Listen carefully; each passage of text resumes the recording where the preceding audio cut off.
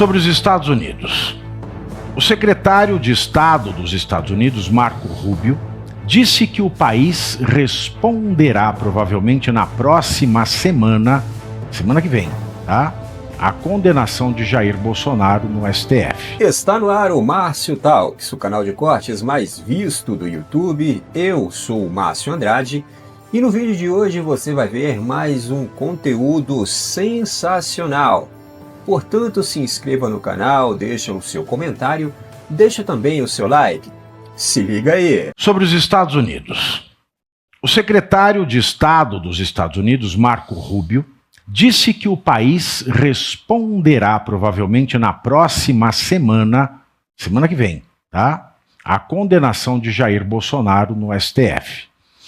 Em entrevista ao canal de televisão Fox News, Rubio afirmou que o Estado de Direito está se desintegrando após a decisão da primeira turma da Corte e reforçou que Alexandre de Moraes tentou realizar reivindicações extraterritoriais contra cidadãos americanos ou contra alguém que postasse online de dentro dos Estados Unidos. E esse anúncio de eventuais novas sanções contra autoridades brasileiras ou seus familiares pelo governo Donald Trump pode complicar ainda mais a situação de Jair Bolsonaro. Aliados de Moraes e outros ministros da Corte, do STF, disseram, para variar de forma reservada, sempre é assim, os anônimos mais famosos do Brasil. Os anônimos mais infames do Brasil. Disseram que, se os Estados Unidos anunciarem novas sanções contra outras autoridades brasileiras, certamente Moraes enviará Bolsonaro para o regime fechado de prisão. E essa informação, Caivano, eu estava vindo para cá, eu estava ouvindo os comentários dos colegas sempre cheios de dedos, sempre preocupados, né? Não, se essa notícia for verdadeira, se de fato, se essa suposta informação... Esta notícia é verdadeira. Por que eu digo isso? Não é se... nós esperamos que essa notícia não seja verdadeira. Que os ministros estão dizendo isso, esperamos isso. É verdadeira! Sabe quem deu esta notícia e quem levantou junto a ministro do STF? Mônica Bergamo, que não brinca em serviço. E ela checou com ministros do STF. Portanto, é verdade sim. O ministro do STF já é proibido de prejulgar, é proibido de falar mal do acordo dos outros, da decisão, do voto dos outros. E pior, mesmo que pudesse, a Constituição veda o anonimato. Então eles fazem aqui uma tripla ilegalidade. Eles falam para a imprensa prejulgando ou falando de casos que podem vir a julgar, criticam o voto de outros ministros e ainda são anônimos. É igual o famoso travequeiro da Indianápolis, pai de família respeitável, temente a Deus, que chega de madrugada, vai procurar uma Keila que tem uma muriçoca maior do que ele entre as pernas. É isso que esse ministro do STF faz. Ao falar com a imprensa no anonimato, para criticar voto de colega que não pode por quê? Porque a lei proíbe. Para prejulgar caso que pode vir a julgar, o que ele não pode fazer, por quê? Porque a lei proíbe. Ou isso aqui é um Estado de Direito, ou não é. E pelo jeito não é, porque os ministros do STF ligam sim para o Globo, falam sim com a Mônica Bergamo e fazem o que a lei proíbe. Por que você tem tanta certeza, Pavinato? Porque eu conheço a Mônica Bergamo, ela não fala, ela não mente. Você pode não gostar dela, mas que ela falou com os ministros do STF, ela falou. E ela falou. E os ministros do STF que falaram com ela estão cometendo um ilícito triplo. Porque a lei proíbe que eles prejulguem, porque a lei proíbe que eles critiquem voto de colega, porque a Constituição lhes veda o anonimato. Então é um bando de infrator legal que tem no STF. E o Marco Rubio tem razão quando fala que o Estado de Direito no Brasil se desintegrou. Porque se desintegrou, sim, e quem está desintegrando é o STF. Atualmente o Bolsonaro já está em prisão domiciliar, no âmbito de outro inquérito, já prejulgado, em que a autoridade vítima também é a autoridade coatora. É uma loucura, que é a pura atuação do Eduardo Bolsonaro em busca de sanções ao Brasil. E tem mais. Além do STF, que é o STF, porque o Barroso, ele podia pegar e falar assim, quem é o ministro que comete essa ilegalidade tripla, que fala para a imprensa de caso que está julgando ou pode vir a julgar, porque vale lembrar, a condenação do Bolsonaro ainda não transitou em julgado.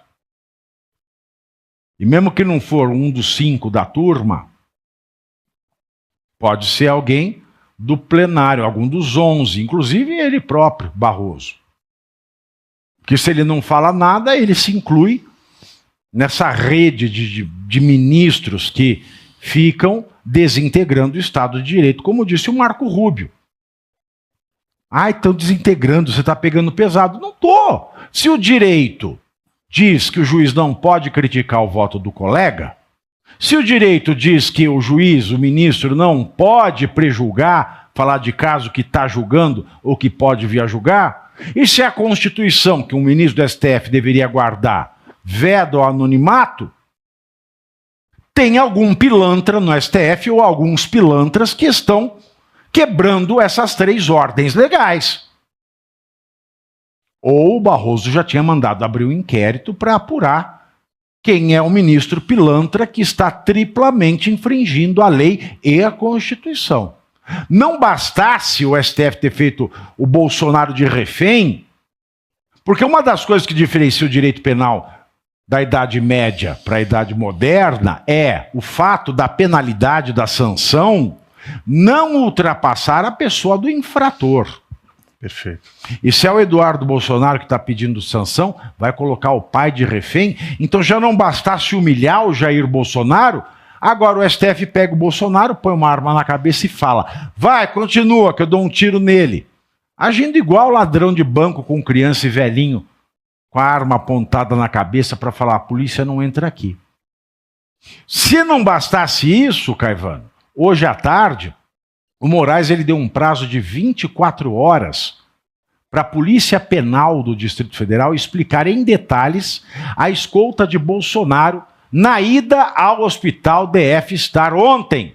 No relatório, Moraes pede detalhes como o carro que transportou Bolsonaro na ida e na volta, o nome dos agentes de polícia que o acompanharam no quarto e o motivo de não ter sido realizado o transporte imediato logo após a liberação médica. Ele, Moraes, que na semana passada, enquanto condenava Bolsonaro, fez troça. Falou o seguinte, por conta do voto, da leitura de quase 15 horas do voto do Fux, me fizeram perder, o quê? 3/4? Quanto do jogo do Corinthians, alemão? Me fizeram perder 3/4 do jogo do Corinthians. Tá aí a fala desse sujeito cheio de empatia, que é isso que você vê na foto. E se você vê um sujeito desse na foto, você pensa que pode ser um bom mocinho da história? Não, de fato não.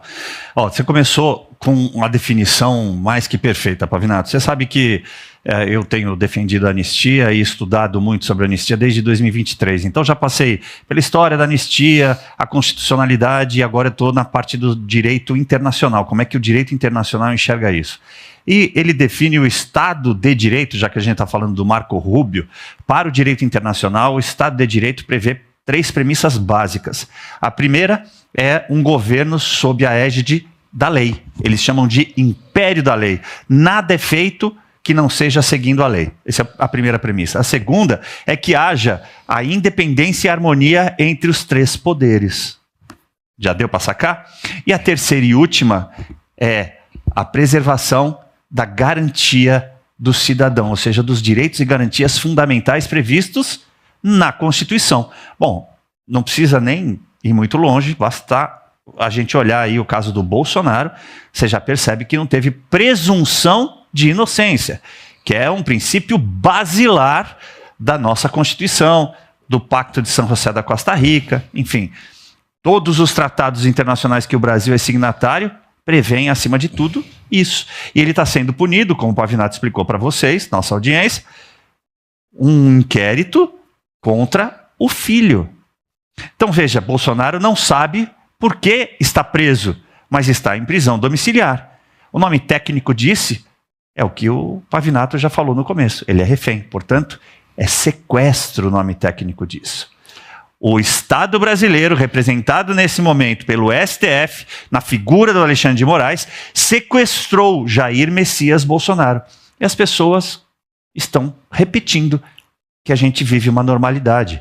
Nós temos advogados, colegas nossos, que se julgam garantistas e que estão dizendo que o voto do Fux, já que você o citou, Pavinato, foi muito apegado à legalidade. Ora, nós já não temos Estado de Direito há muito tempo, e o que a gente está vendo é um Estado de exceção, com um tribunal de exceção, que está pegando a exceção dessa pessoa, Jair Messias Bolsonaro, para tentar banir a direita. As palavras deles, extirpar. Nós trocamos aqui no Brasil, nós substituímos o Pacto de São José da Costa Rica pelo Pacto de Lucifer da Costa Quente? Olha, saindo do mundo imaginário, a gente pode até dizer que essas pessoas que estão fazendo isso são diabólicas, sim. Muito bem. E por falar em diabolismo, lembra da Diabolim do Cavalo de Fogo? A diretora da minha escola a gente chamava de Diabolim, que ela cortava o cabelo de Joãozinho, e a Diabolim do Cavalo de Fogo. Vocês não lembram, vocês são muito crianças, ela usava um negócio, assim, a cabeça dela ficava meio quadrada, mas deixa isso pra lá.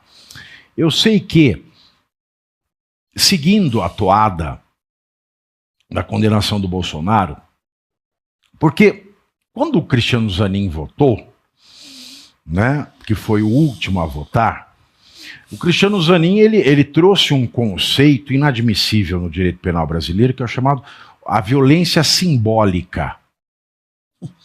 Bolsonaro ele exerceu uma violência simbólica sobre a população, de maneira que ele se tornou o garante pelos bens públicos do 8 de janeiro. Mais ou menos foi isso. E aí eu fico lembrando do seguinte: o G. Dias, que era chefe do GSI, que apareceu naquelas filmagens que a CNN mostrou, e depois teve que limar as imagens, porque o Alexandre de Moraes ligou para o dono da CNN, ameaçando a construtora que ele tem, a ele revelar o sigilo da fonte. O G. Dias nunca foi ouvido. O G. Dias, que tinha poder de garante.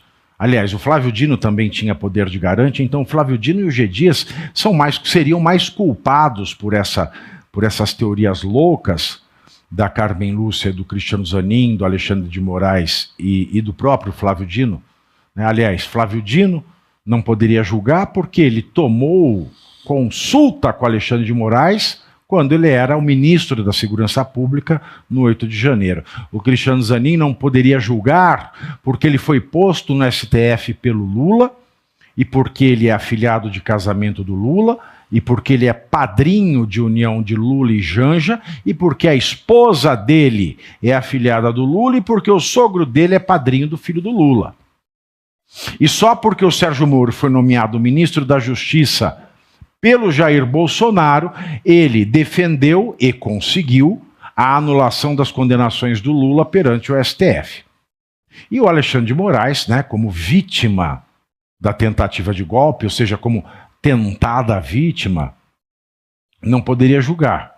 Então, esse julgamento é todo estranho, para dizer o mínimo, para dizer o mínimo. Para ser educado, né? Para ser muito educado.